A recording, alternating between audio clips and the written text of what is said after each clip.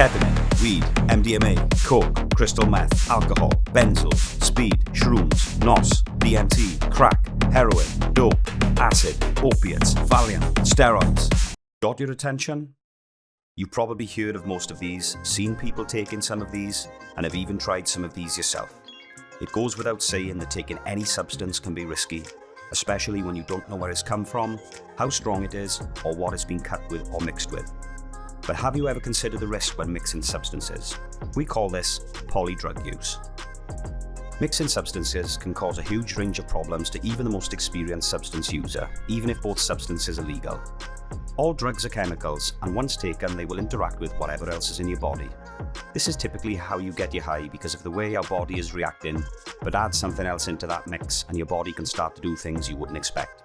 Don't forget, alcohol is considered a substance too, and can complicate how substances normally affect you when taken together.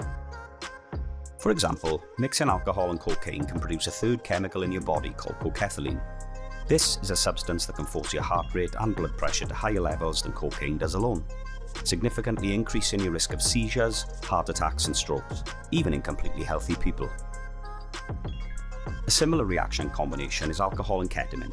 Ketamine is a form of anesthetic and alcohol a central nervous system depressant. Mixing these particular substance groups can be very risky, causing breathing to be slowed and even stop in some cases, affecting your heart rate, heightening chances of strokes and heart attacks, and even cause significant long-term bladder issues. These are just a few examples of the complications that can arise when you start using your body as a mixing bowl for different chemicals. Using drugs is never safe and something we wouldn't advise. But if you are using, here are some ways to be safer. Don't mix your substances.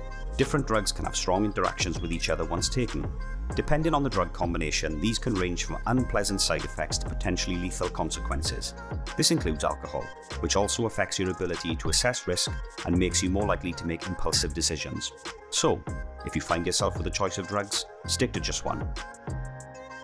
Start small. Different people have different tolerances. Don't be influenced by what other people are doing, because what could be very harmful for you may not be as harmful for them. Some drugs take a while to kick in, so it can be difficult to tell if you're taking too much. Once you've taken something, that's it, you're in for the ride, so just be cautious. Start small, wait an hour, and see how you feel. Don't do it alone, keep it social. Using substances alone may seem harmless, but if something goes wrong, a bad trip, an unexpected reaction, or even an overdose, there's no one there to help.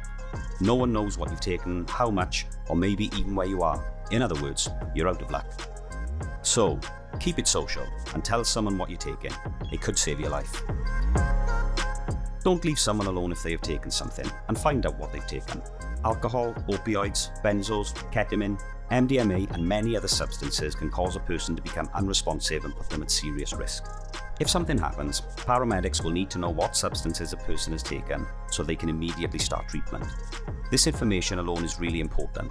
It could be the difference that saves a friend's life. Respect people's decisions.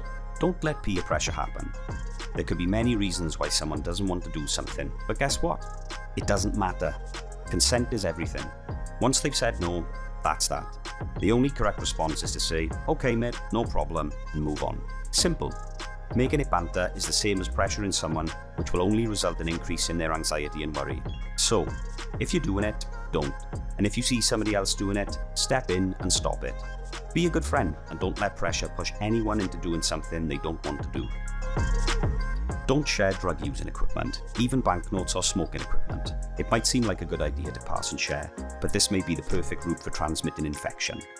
If you are going to use, make sure you have your own stuff to reduce the risk of contracting conditions such as hepatitis or herpes, amongst others.